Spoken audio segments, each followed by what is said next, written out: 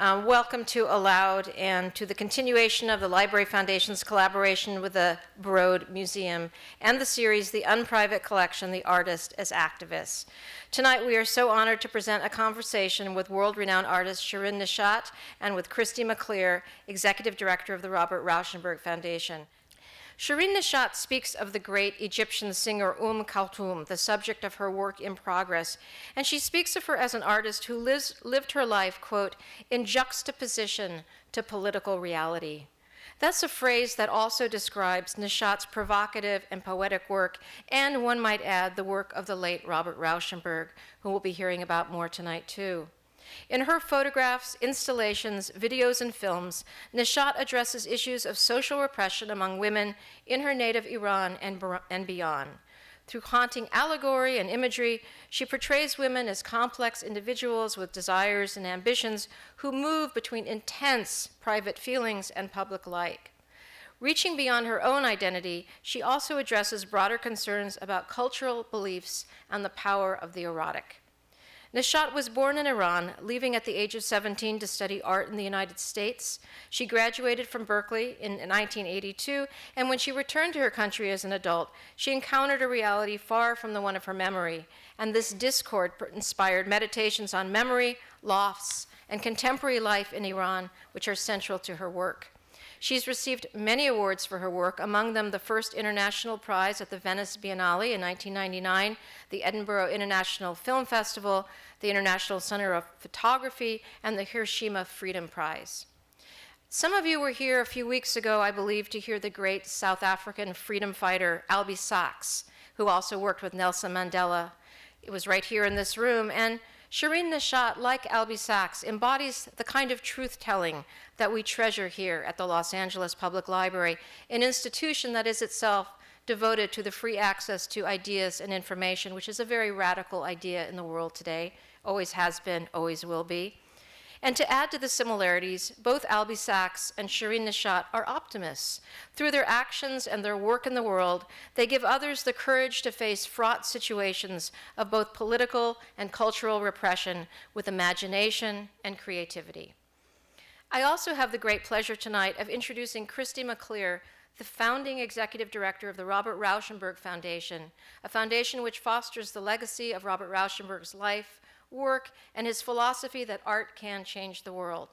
I had the great honor of being a Rauschenberg Fellow this last year at the Rauschenberg compound on Captiva Island, and I can attest that Robert Rauschenberg's spirit of generosity and activism is palpable and potent to this day. You'll hear more about Robert Rauschenberg's philosophy in art and activism tonight. Now please join me in welcoming Shirin Neshat and Christy MacLear to the Los Angeles Public Library. Thank you. I'm going to read some words, which is sort of horribly boring in a conversation, but you'll forgive me for that. And during the conversation, I actually have some great clips of Bob Rauschenberg speaking, and I brought them because in the last year, I've had a chance to become friends with Shirin, and I am honored. And I think that some of Bob's words have the same inspiration, and I'm sure that you will all find that after our time here tonight. And I just wanted to share with you some words from one of our board members. Shirin Neshat explores the cultural, social, and religious codes of Islamic societies and their effect on the female experience. A multimedia artist working in still photography and film, she incorporates traditional Islamic iconography into her work to create haunting and powerful images. I'll say that you create images where we can't even find words, that subvert our notions of female submission and actually translate into kind of an Islamic feminism. There is sincerity and authenticity in Neshat's work, which I think the art world has embraced. While her art focuses on the feminine experiences in Islamic societies, her work simultaneously reflects our globalizing culture and touches on our humanity.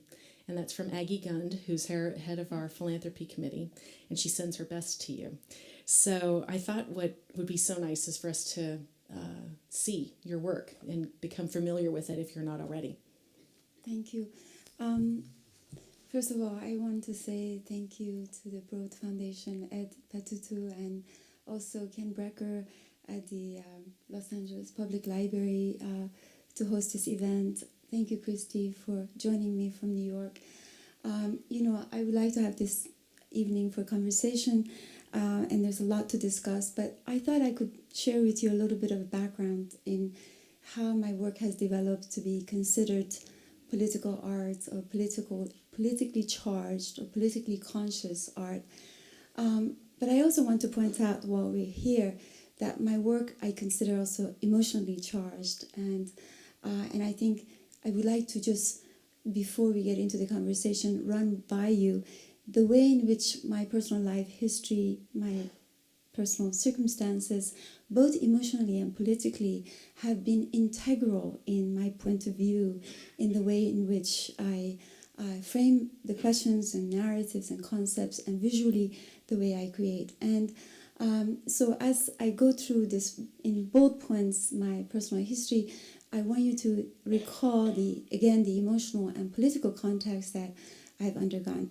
Not that my work is actually autobiographical, but just to put in context the personal history of artists in the way that sort of shapes their point of view.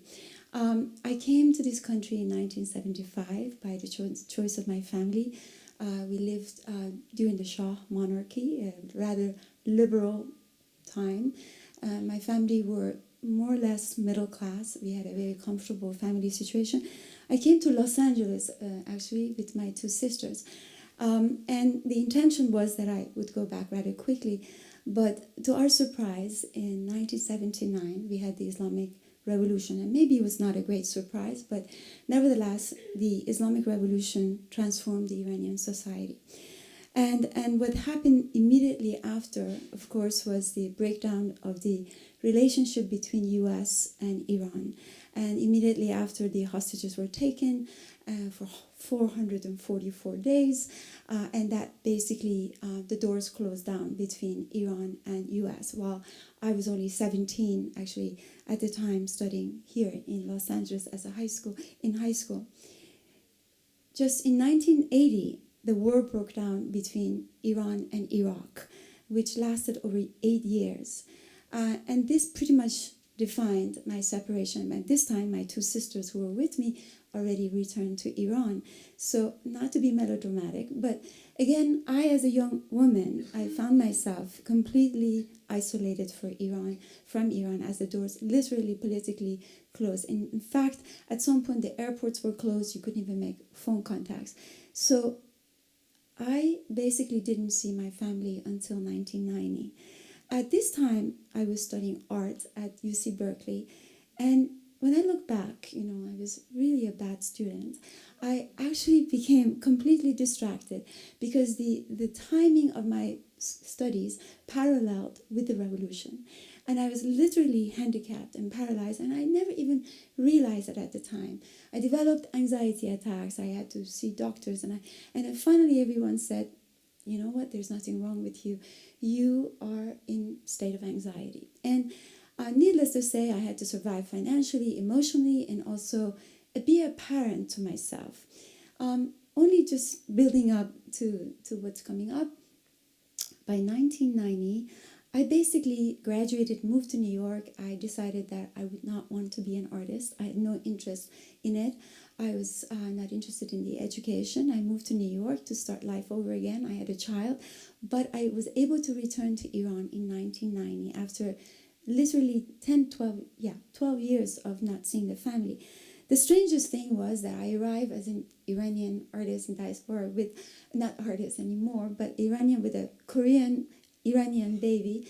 And meanwhile, the country had really transformed to my eyes from what I remembered, the Persia, the culture we had, to the Islamic Republic of Iran. And this experience, without going into too much details because I want to leave more time for a discussion, became the most transformative experience I've had in a decade. And it compelled me to go back to make work, which somehow was the only way that I could delve into my own anxieties as a human being, as a woman who literally felt disconnected. And art became actually an excuse, a way in which I could engage this and sort of lose this feeling of displacement, this idea of nostalgia, to integrate in a community that I had left for so long. And not only that, they had endured the war with Iraq, the Islamic Revolution, the atrocities of the Islamic Revolution, the executions of our friends and the people who were actually my generation. And my family had changed profoundly from the time of I had known them. You know, people who were very progressive, Western, now with the veil, and they were just terribly sad people. Yet I found an obsession in returning to Iran and making work that somehow, not for the art world, again, because I didn't have an art career, but somehow it creates a space for me to maintain this relationship, even in New York. But by 1996, as I was traveling back and forth to Iran, I was banned from going to Iran. I don't know why, but somehow the government of Iran found me and my work problematic. And I had a very horrible experience in the airport in Tehran. That was perhaps one of the most frightening experiences I had. I eventually made a video called The Last Word. I went back to New York and the doors closed again between me and Iran and my family for most part. This is 1996, now it's 2013. So from then on, I still see them occasionally in different countries. Again, I don't want to get too personal. I want just to get to the point of how this sort of defines my point of view. Finally, in 2009, we had the Green Movement, which was an incredibly powerful uprising by the people of Iran. Up to now, between my work produced while I was going to Iran and after, my work had grown already to become sharply critical of the government because my eyes had opened to the atrocities, but all on the outside, life in exile. But by 2009, I made the film Women Without Men, which was actually covering the period of 1953 when we had the coup by the American CIA in Iran, which sort of removed the democratically elected Prime Minister, Dr. Mossadegh, and brought back the Shah. As in this film, we showed the scenes of people's uprisings and fight for democracy, and we had the uprising in the streets of Tehran. So this film became immediately attractive for all Iranian people who somehow saw the history repeating itself. And more or less, the expectation in me now transforming from being politically charged artist to a politically active artist. Next thing I know, I was wearing green. I was in political protests. I was speaking in all kinds of television programs and things like that. And I organized and participated in a hunger strike in front of the UN, something that I would have never done, but absolutely inspired by the energy of the Iranian people, the youth who fearlessly fought for an idea of democracy. I no longer wanted to put this shield between art and activism, etc.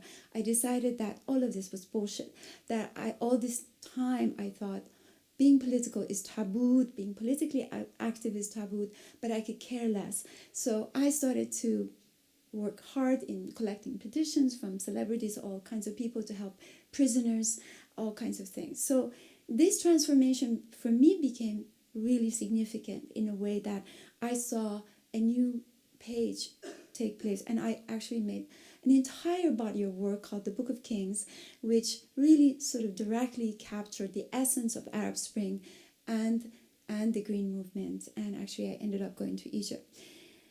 So finally, the point I would like to make, since then I'm not as active, but my work continued to be charged. I continue to live in exile or whatever, maybe by choice, because who knows, maybe I go there and they don't trouble me, but I have a feeling they'll visit me. But the point is, what I would like to get across today is that I'm not just a politically charged artist, I'm also emotionally charged artist by certain circumstances have been very personal. So there are times where political issues become deeply personal. And I think this radically differs from Western artists, where they live in democratic society, where you have freedom of expression, where the issue of wanting to be political or not is a matter of choice. And I want you to consider tonight that the artists who live in societies where it's not democratic and there is no freedom of expression. And if you're living inside, you have censorship. And if you're outside and you're critical, you're subjected to a life in exile. It's a completely different reality. For me, it's two-channel.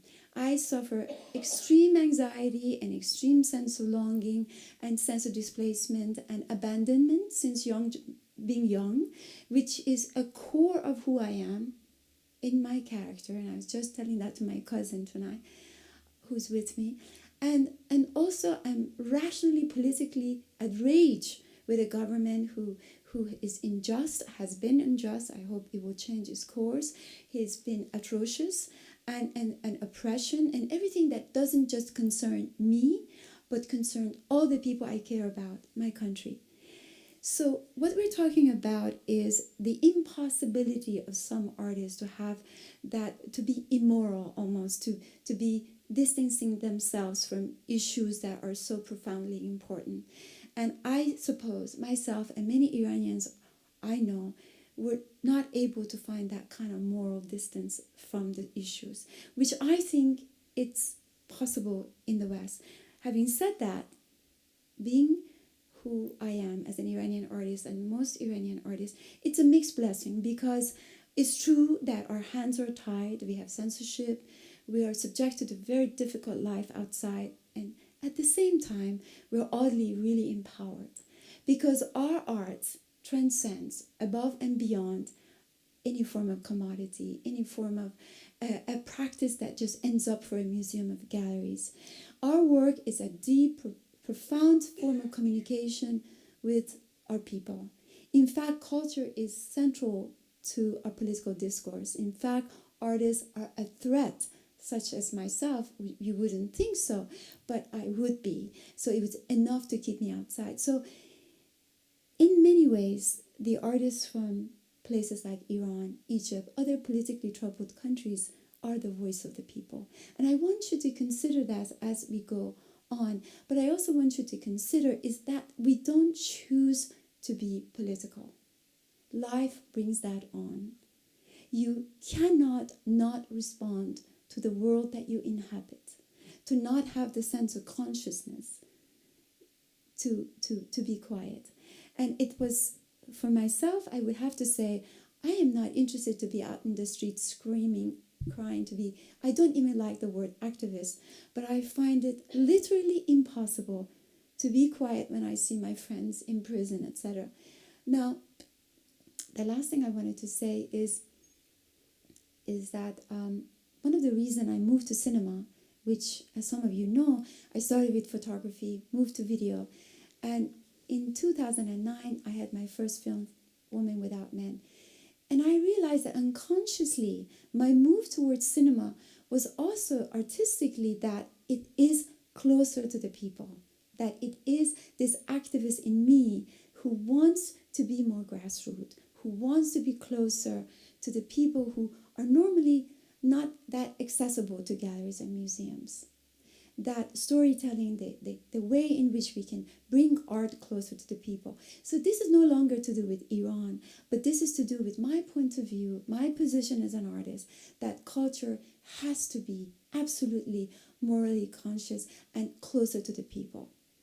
And on that note, I want to say that if you look at my work, it's always conflicted between work that are crying out about most existential issues of a human being, regardless of being a woman, Iranian, or whatsoever, really, really dealing with existential issues, and yet with work that is deeply rooted in history, political reality, and issues that are above and beyond a single person. So I would like to show you my most recent project I hope to be able to shoot is a film about Kulthum, the artist, the legendary Egyptian singer, who I think sort of fits my criteria as someone who was both a fantastic artist who lived in until 1979, whose work threw you in that mystical space, but yet she was a nationalist, she was politically mobilized, she worked very closely with Nasser, the social revolution, etc. And then I would show you about 5-minute clip of Rapture, which really sort of moves completely away from any political issues. And then I hope we can continue with our conversation. So for the moment, you will be with the beautiful music of Kulthum. This is just a 3-minute mood book.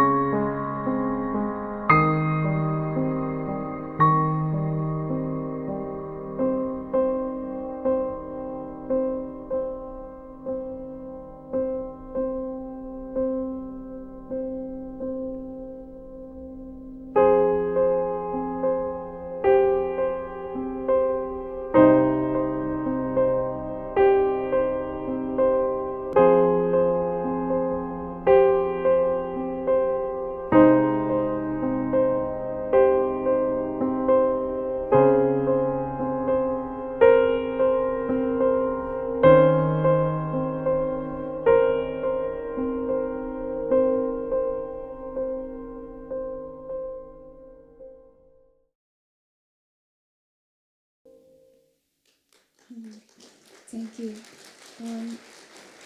I want to just mention before I show this piece that I'm so delighted Susan Dehim is here tonight, who has been a long collaborator and composed music for several of my films, including what you're about to see, and she was actually some of the images. I think she's somewhere here in the. She's not Maria. Anyway, so I'm going to just, because I don't want to take too much time. This film, Rapture, which is a part of the collection of the Broad Foundation, is one of my favorite films that was shot in Morocco in 1999, and Susan did the music. And again, you see that this piece, although it's ethnically specific to Islamic culture, it really does take a more lyrical and poetic direction, just to share with you another perspective.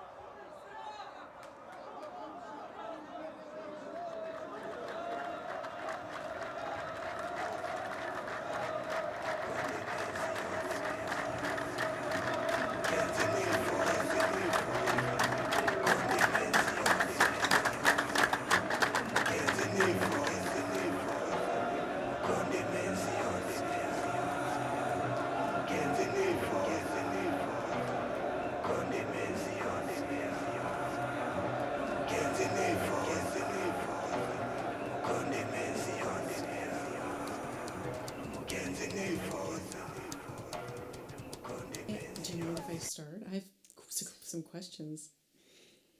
It's so interesting to me when I see Shirin's work because of the contrast, the visual contrast that you create sort of universally across your photographs, the videos, the films. But it's interesting to me that much of what I read and what people talk about is feminism and the gender role, that they believe that this contrast is symbolizing, but yet you don't actually say that when you speak about your work. So can you talk a little bit about that? Is that are we misunderstanding that, or? I mean, it's very interesting when men make work about men, they don't call them masculinist, but when women make work about women, they call it feminist.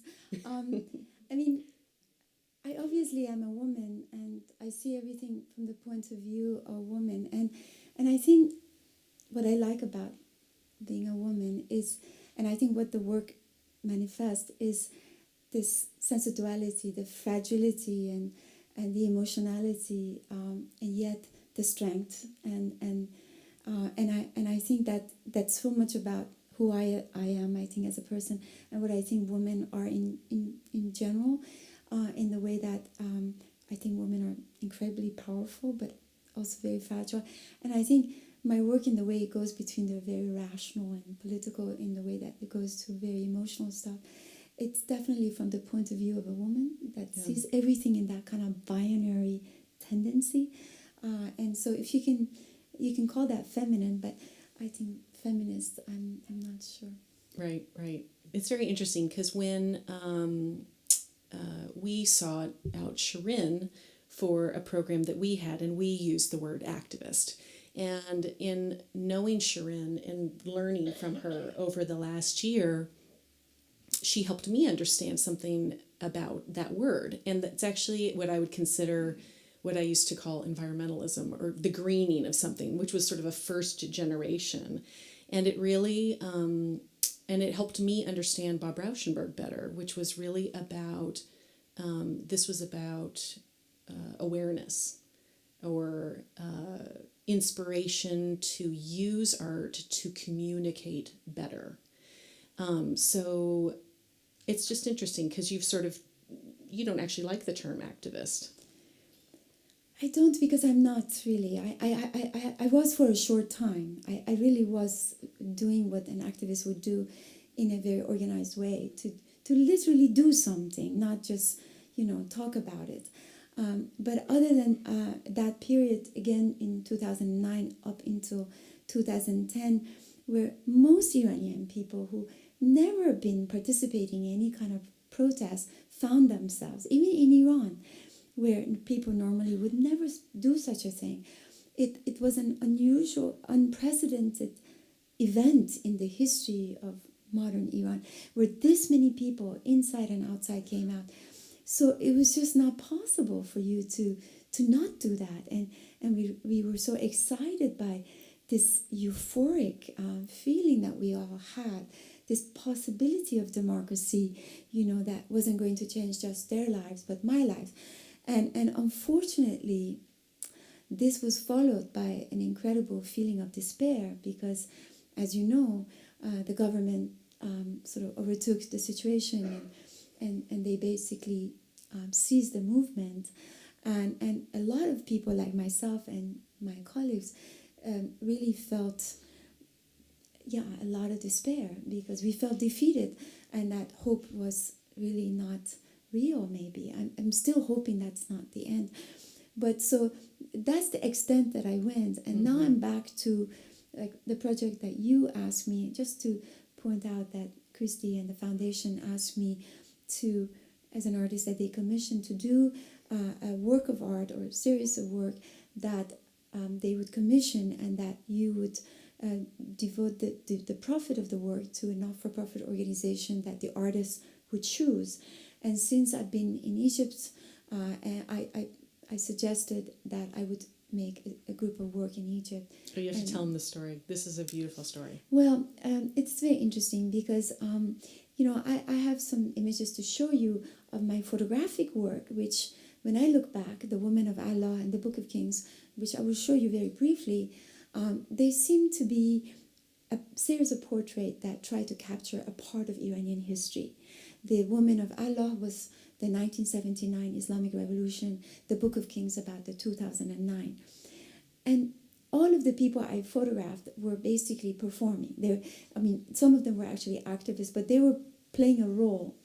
When Christy asked me to do this work, I went to Cairo, and I usually work with a photographer, Larry Barnes, who's an American, and I was trying to find out what theme I would approach. It turned out that Larry lost his 22-year-old daughter in that August of last year, just by pure accident. And he was in the state of mourning. And I really felt strongly that we got to take him out. We have to take him to another culture where he could maybe just have a distance from this grief. But we arrived in Cairo when the people of Egypt were also grieving because of the loss of revolution, the atrocities that followed, the fall of hope, I think, more than anything else. There was an overwhelming sense of despair. So I decided to focus this session of photographs to the feeling of loss, whether it's personal loss or national loss. And for the very first time, I decided to photograph real people as opposed to models. So we set up a studio at a not-for-profit organization in Cairo called Townhouse, and with Larry and one of the local guy who's the janitor of the building, who's an older man. And I asked him if he could recruit some of the elderly men and women who actually were right around Tahrir Square, very poor. They came one by one, and I was really interested to photograph older people because all the previous work were all about youth, because they sort of convey that sense of wisdom, the passage of time. And one by one they came, and we tried to share with them the experience that Larry had just had, the loss of his child, and the experience that I've had as an Iranian who's been for so long in distance from family, and the pain that I had. And I asked them in their own language if they would be so kind to share with us a moment of tragedy, loss, whether it was personal or national, that they had experienced in life. And they just convey that to the camera. And again, these were like not actors, these were real people right off the street, and extremely poor, hardworking. And one by one, they began to cry. And as they gazed at the camera, after we told our story, then Larry cried, I cried, and they cried. And it was this tremendous sharing of experience of pain. Again, some of them cried because they lost a child, and some of them maybe because of what had transpired in Egypt. Because we're on this subject, I just go to this quickly. I won't stay very long. Again, this was the Woman of Allah, that portraits that covered the Islamic Revolution, the role of women in that revolution. I posed for a lot of the photographs myself, obviously about the violence that was generated. The Book of Kings in 2009 that covered the Arab Spring and, of course, the Green Movement. These are people witnessing the revolution, and these are people who were the activists, who were the soldiers who fought the people power. The hand on their heart was the pledge of honor, which is universally so. I wrote all this text, and that were poetry by Iranian contemporary poets about the revolution, about such subjects. And as you can see, there were young, beautiful faces from Iran, from all over the Middle East. And were the texts the ones that you pulled off the internet? Is that, no, or was it on the masses? No, all of these texts were actually literature from Iran. Yeah, direct. oh, okay. Yes. The people were both Arabic and Iranian. Then these were the people of power, the villains that I actually painted on their bodies. Images from the Book of Kings from 10th century by Ferdowsi, which was equally tales of heroic tales of people who fought for their nation and atrocities that followed, the beheading, the war, the violence that always seems to be intersecting the idea of activism and courage of fighting for your nation. These are some of the accompanying images. Then I went to Egypt. So these are some of the images I was talking about. Again, this is the first time ever in my history of portrait photography where I actually shoot real people for who they are, that the people are not, they're not representing a culture, but they are actually representing themselves. For the previous people, I think they just played a role.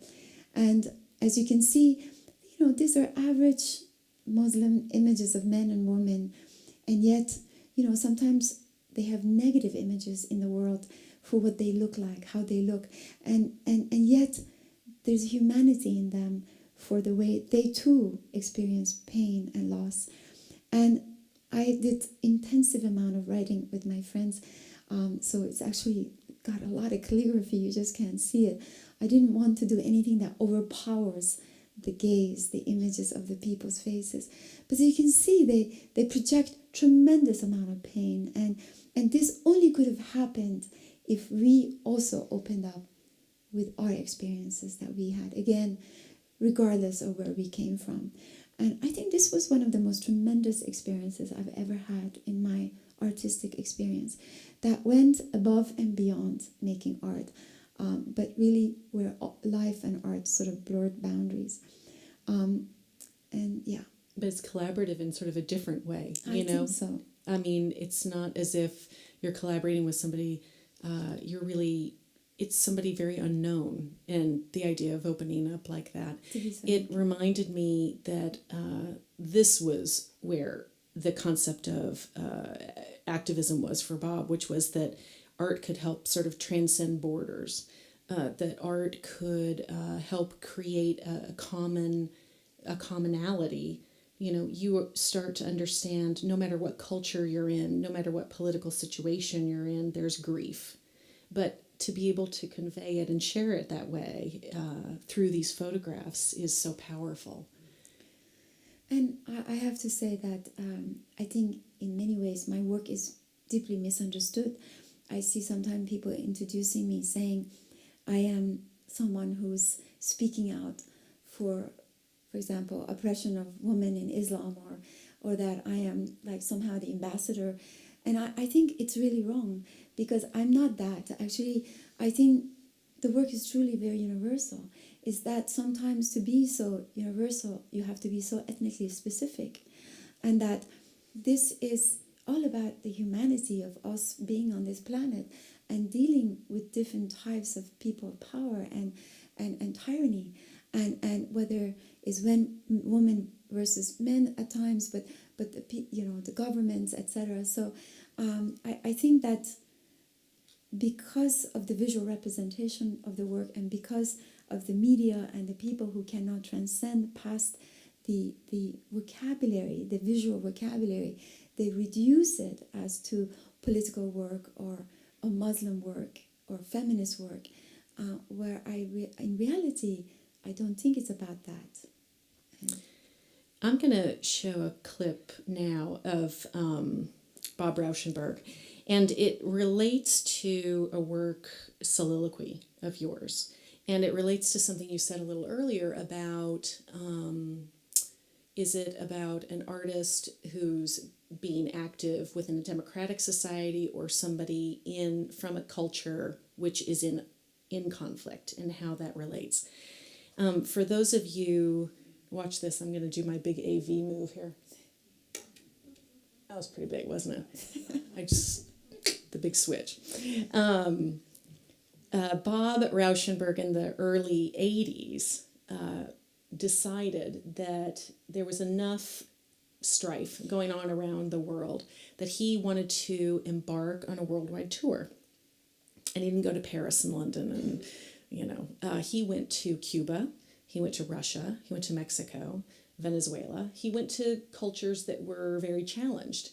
And he wanted to work with the local artists and populations in order to create art, because he believed that art could be a medium that sort of transcended anything else, that it could help communicate across borders, that peacekeeping could be facilitated that way. So this is Bob Rauschenberg with a perm in the 1980s, which is incredibly impressive. And he's talking about Rocky. The first part of it is at the National Gallery, and then I think he's being interviewed by somebody. So I think you should enjoy this. Organization as well. Would you mind to comment on that? Oh, yeah, okay. It's called Rocky, named after my turtle. It's the Rauschenberg Overseas Cultural Interchange. It's designed for peace.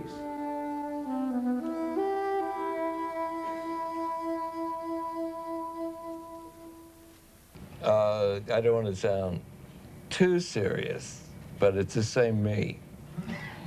And that is that I feel like I know for a fact, in spite of the UN and all of our politicians, that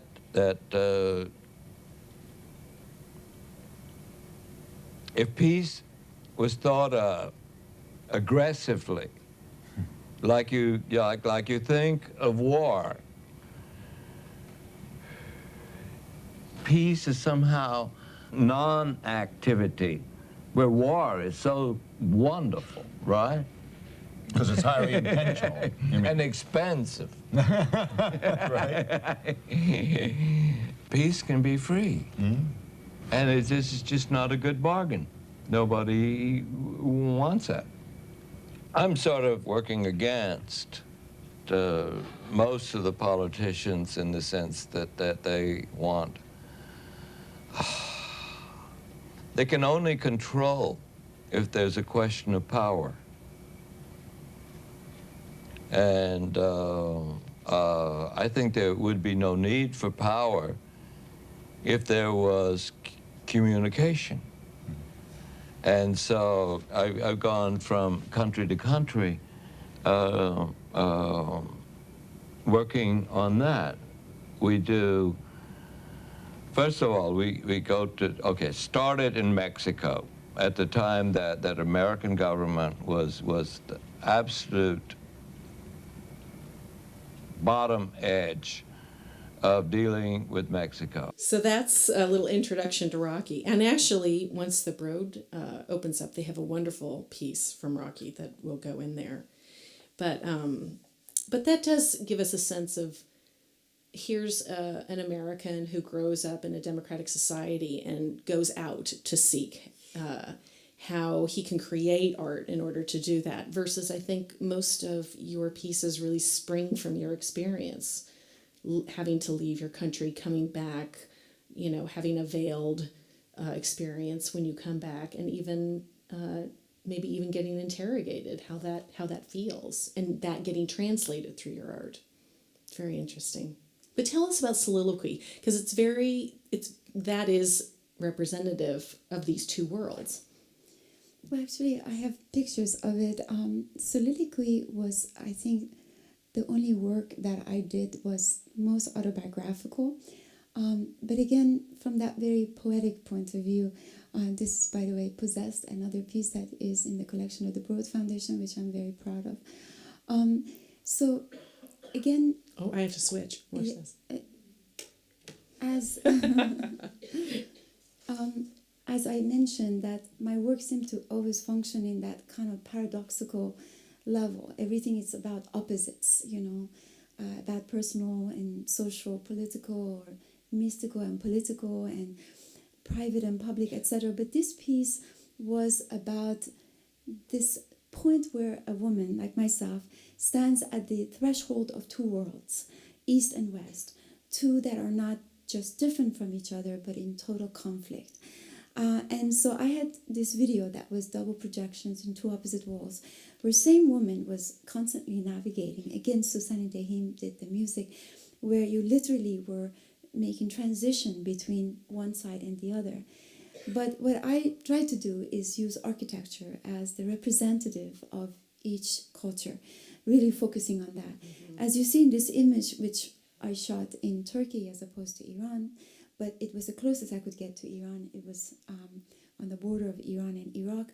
This fantastic Islamic architecture, where then we went to Albany, New York, where we had I think, I don't remember this plaza where there's fantastic modern buildings that again really represents the grandness of the Western culture, and on and on. But what happens with, in one side, you had a very capitalistic, more individualistic society, where on the other side, you had this, very almost, very collective, but very oppressive and suffocating. So the whole film was about the experience of someone who's sort of caught in between two worlds that they don't seem to be able to see face to face. And yeah.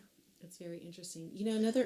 Another interesting thing is your use of the masses, because this comes out in the Book of Kings, where you have the wall of the masses and how they have the Islamic writings versus the tattooing, which is historic and possibly more violent. I mean, really, the only color in that series comes Blood. Is the blood on the villains, right? Yeah. Color is an interesting thing in your work, right? I think it comes out in the knitting, in the film.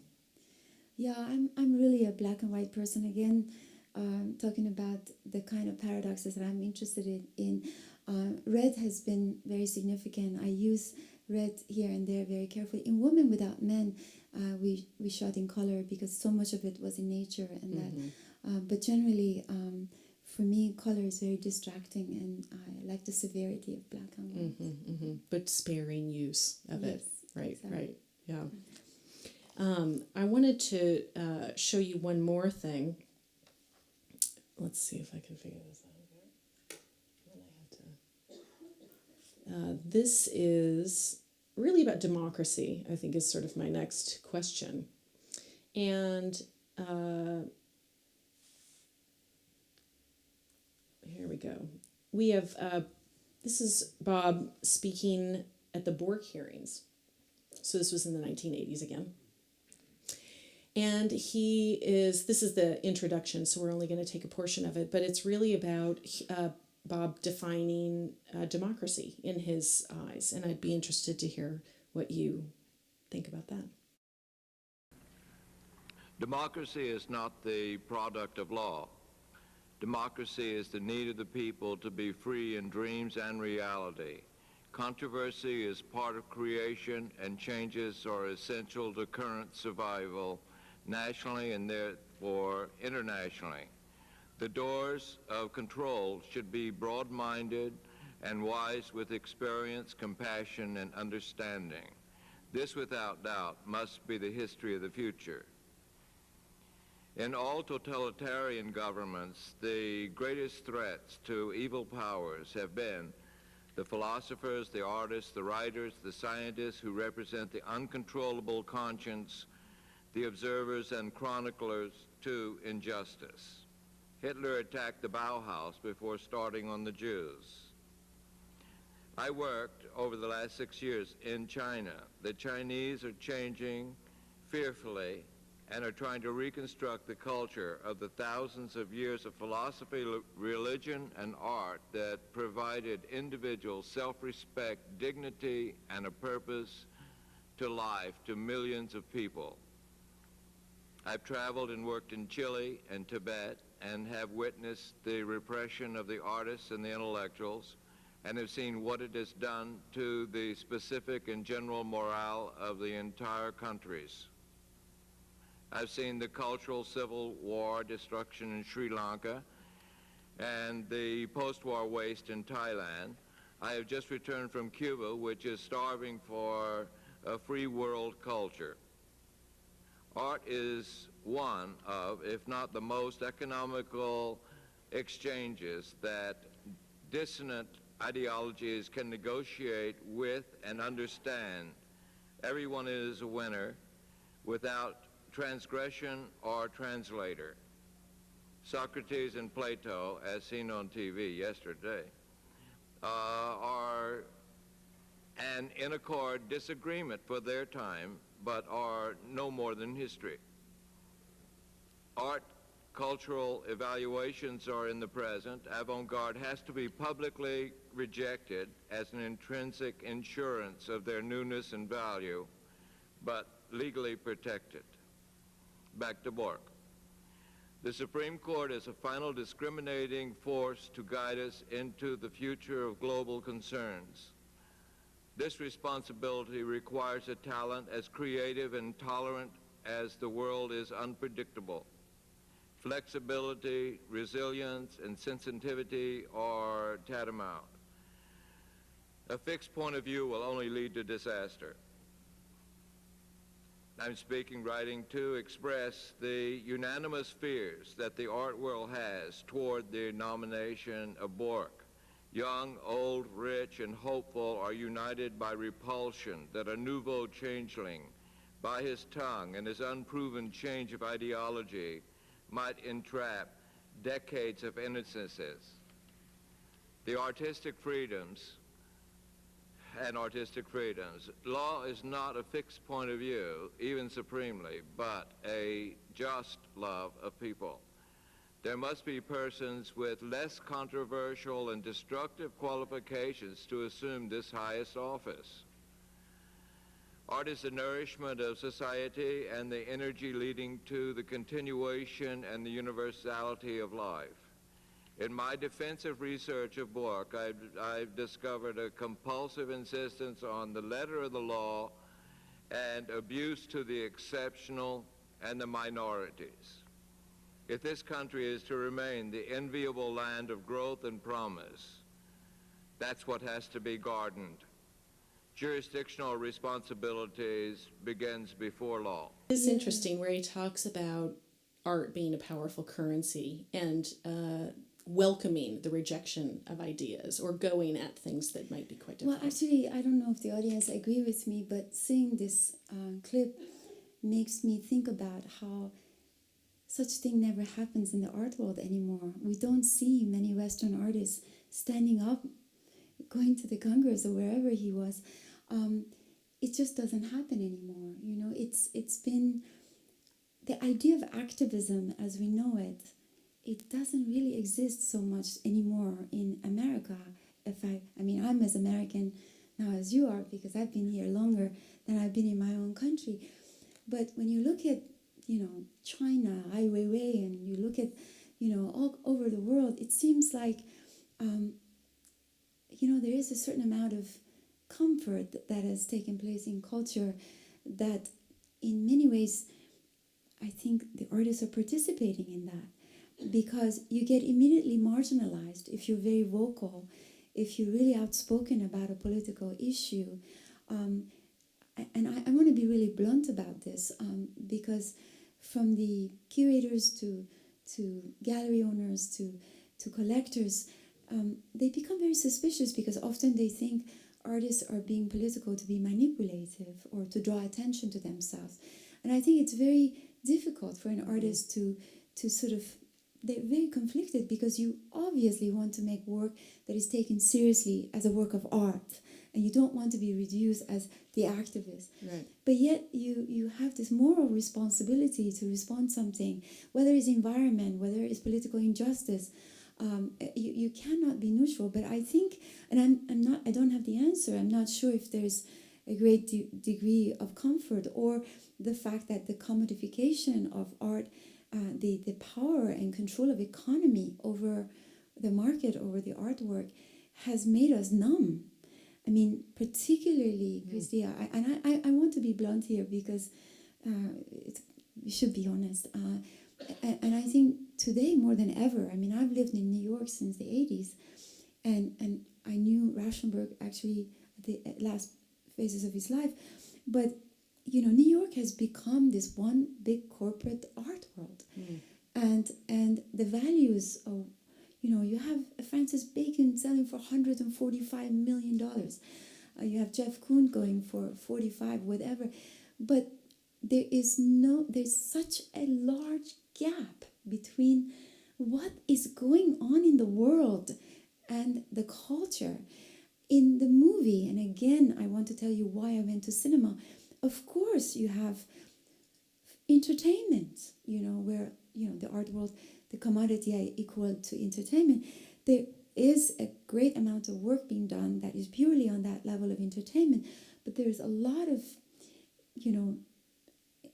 responsible films that are both artistically valuable, but also really, resonate on the time that we live in.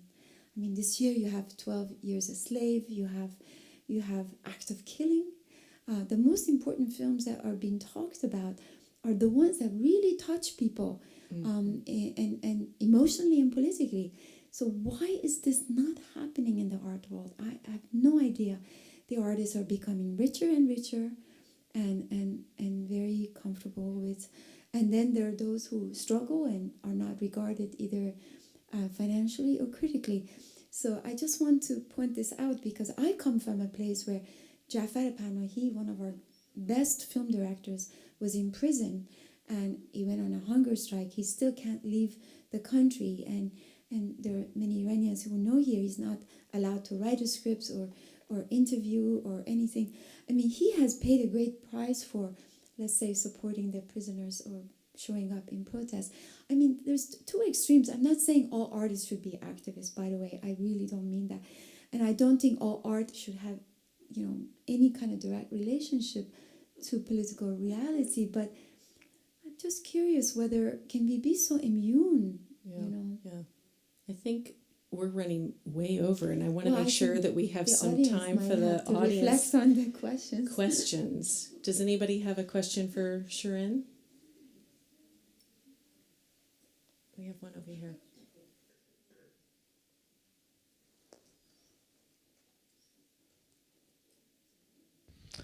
Hi, Shirin. Thanks for coming down to visit us, giving us some of your work from on the West Coast. We miss you.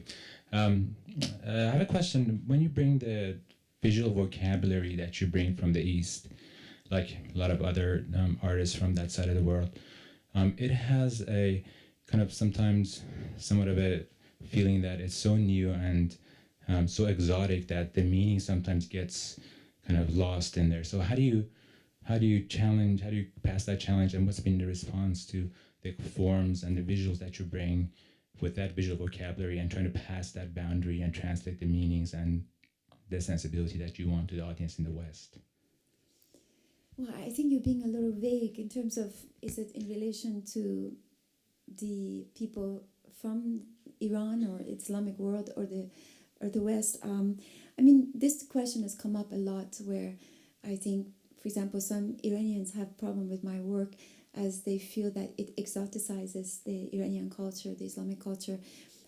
Some Muslims feel that it's critical of Islamic ideology, whatever. Some people feel like it actually celebrates and validates the Islamic Republic. There's almost no way, I guess my answer to you, from the perspective of that part of the world, it's almost impossible for me to walk a path that doesn't disturb one side or the other.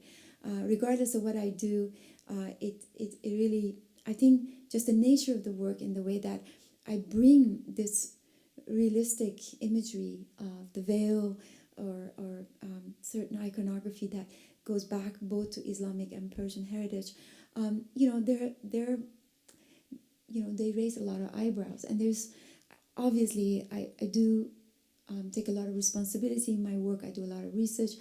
I don't do it just to sensationalize the subject. But if it is exotic, if, for example, the veil, a lot of people say, you use the veil because it's rather sexy and sensational for the Western gaze.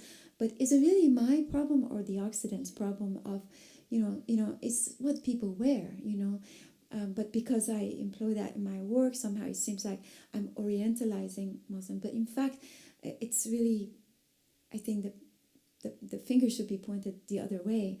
In terms of the Western culture, I have also a lot of problem, both on the highest level and the lowest. I mean, the general media reduces my work to the feminist artists who sort of trying to protect the rights of women or like trying to, they absolutely don't see the complexity behind the work. And in fact, the fact that I don't portray these women as the losers, but actually very, very strong beings.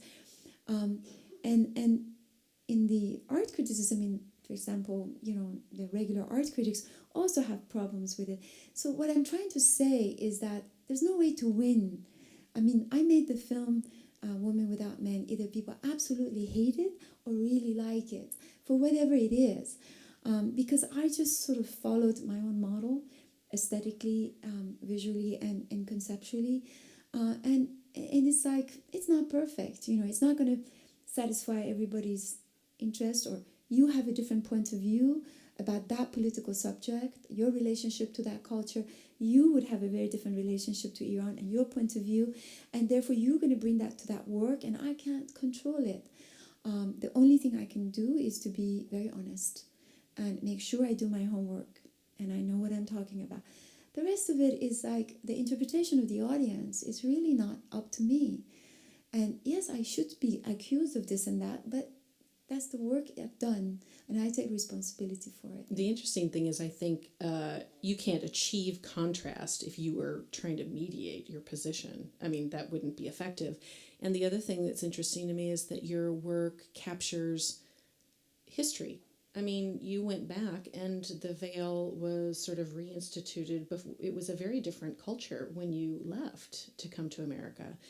I've been in the business of how do you capture history and legacy, and you're really speaking to the experience of a generation. And so people will really look back on this and understand the history of this culture through your work, I think, through the veil and through the writings. So I think it'll prove to be very interesting 100 years from now as people look back on it. I have a question that I think might be related to the point you just made, and I also am new to Shirin, your work, so I'm very grateful for this opportunity to learn more about it. When I think of American artists whose work might be politically charged, I think of a lot of photographers, especially like documentary photographers. So I'm wondering if you feel that your work has a relationship to that category of representation to documentary, and if so, what that might be. Well, originally when I started with Women of Allah, I was inspired by photojournalism.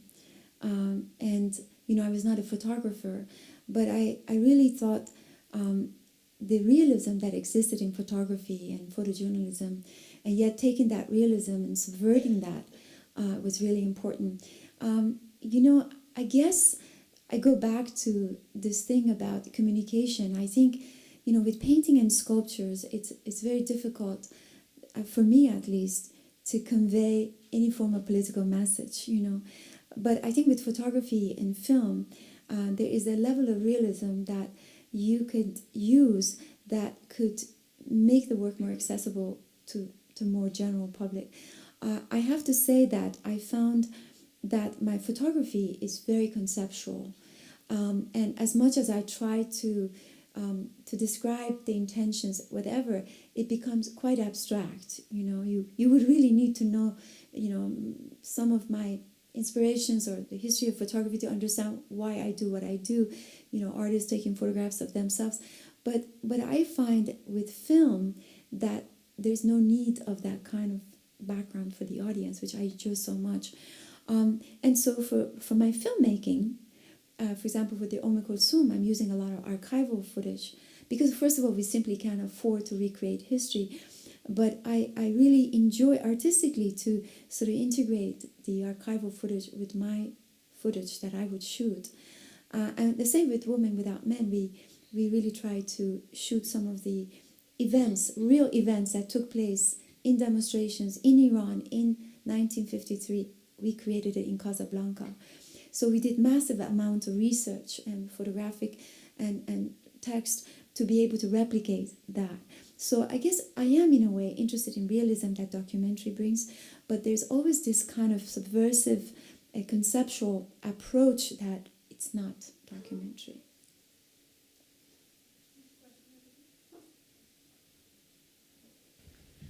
Thank you for being here. Why do you do art? That's an excellent question.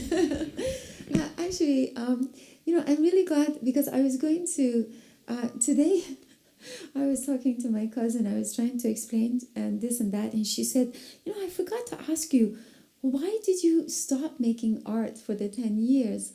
And I told her, and I thought, at least I tried to tell her, that I got to the point where I found there was no meaning in making art. That I refused to participate in art as a form of career, like as a way of like, oh, you're good at this and this is what you should be doing. That I felt that there was nothing so compelling and urgent for me to put out in the world that anyone should pay attention to, or for me to participate in. And now I find it very different. First of all, I find on personal level, I take culture to the highest level. I really consider it something very sacred. For me, art is a way to find meaning in life, to make sense of things. Everything that I don't understand, everything that is the banality of everyday life. It's a way for me to find the moral and emotional faith in the life that I live in. I'm not trying to be, philosophical, but it's really what I do, is what I believe. But also, I believe that in terms of communication with the public, I find this profound and very powerful exchange when you make something, whether a film or work of art, that the audience could look at it and see something in themselves. If it is about your anxiety and your issues that you are able to be naked with, and the audience can look at that and somehow identify, it's really powerful. I think it's very powerful to move people, because you know what, every day I try the best I could to have an experience that charges me, because otherwise, let's be honest, life is really boring and it's hard. So I really think, if I could just be very honest, it's the most meaningful way that I can live my life. Whether it's good or bad, or it's just pure, stupid, whatever, it could be. It probably is. But it's the only thing I know what to do that helps me to cope with my own personal angst in life, and hopefully to touch a few people. That's all about, I can hope. I think we have one more here. That was beautiful. Oh my God. One more question here. Okay.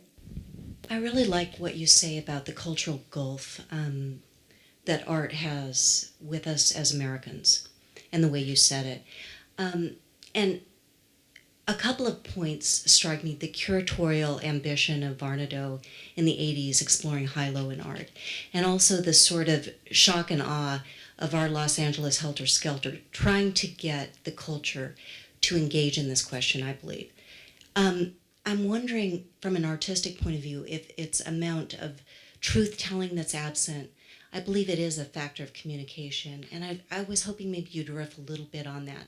And perhaps you also would discuss with us curatorial ambitions to correct what, in another art form, a woman wrote a book I really enjoy, and she said, actually, ballet is dead. Is art dead? You want to start? You got that one.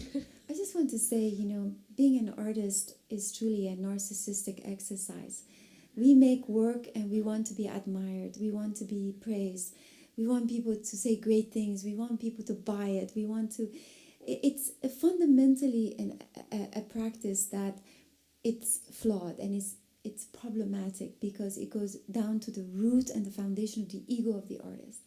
So to begin with, an artist has to keep that perspective and understanding that that's what they're battling with, is their own ambition and their own ego.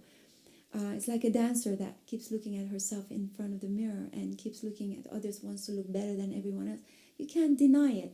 There's a competitiveness in this practice that we are in, We all like to be the most expensive, the most successful, etc. It is very difficult for artists to sit back and have this other perspective and say, whoa, wait a minute. For example, for me, art practice, professional career was an accident. I told you I left art and then I went to Iran, I make work and somebody saw it. And from then on, it went on and on. And at some point I had to stop it and say, I can't do this anymore. And I went to film. But I'm not trying to blame. First of all, again, I don't think people should be political artists. But I think we should be absolutely morally responsible. Absolutely morally responsible, regardless of where we come from. And I'm afraid being artists today, it makes it very difficult to be conscious of the fact that we are losing that sense of morality. You can still be very successful and very desirable, but you do not have to compromise that sense of morality. Again, I'm not talking about political, but even, and so that's one. And the other thing is, unfortunately, capitalism. Everything has to be branded, and the artist to refuse to be branded, refuse to participate in this capitalistic world of art. I admire the Broad Foundation for including in their collection politically charged artists, for inviting me, for creating this program. Good for him. He's one of the best collectors we have. There is hope. But I'm just saying that the economy has basically defined the artist's future in this country, and it's at great risk. And I have to say, every time I go to the Middle East, every time I go to Egypt, there's no support. The people are on the edge, the artists working absolutely on the fringes. And yet there's so much energy. No one sells, no one has an outlet. And I must say, I feel sorry for the Western artists. I really do. And I don't mean to be saying this to be controversial, but I don't think we should lose our soul. It's interesting. I think it also has to do with the support systems. The commercial system is set up with galleries and fairs, etc. And I think it's one area where, there's a growing artist foundation market, and we're all very interested, and we discuss quite a bit, how can we discuss the artistic practice which is not commercial, which is not intended to be sold, which is really about funding source inspiration versus art as a method of exchange, and I think that that's really important. I think we think that there needs to be a growth in the area to support ideas. I thought I would end with something that I think Bob would be very proud of you and all of the things that you say. These are some words that he had in 1984. I feel strong in my beliefs based on my varied and widely traveled collaborations that a one-to-one contact with art contains potent, peaceful powers and is the most non-elitist way to share exotic and common information, seducing us into creative mutual understandings for the benefit of all. So I want to thank everybody for coming out tonight. And we both want to thank the Library Foundation. And I don't know if you have a membership, but I'm going to become a member. So we're so pleased. Thanks for having us. Thank you.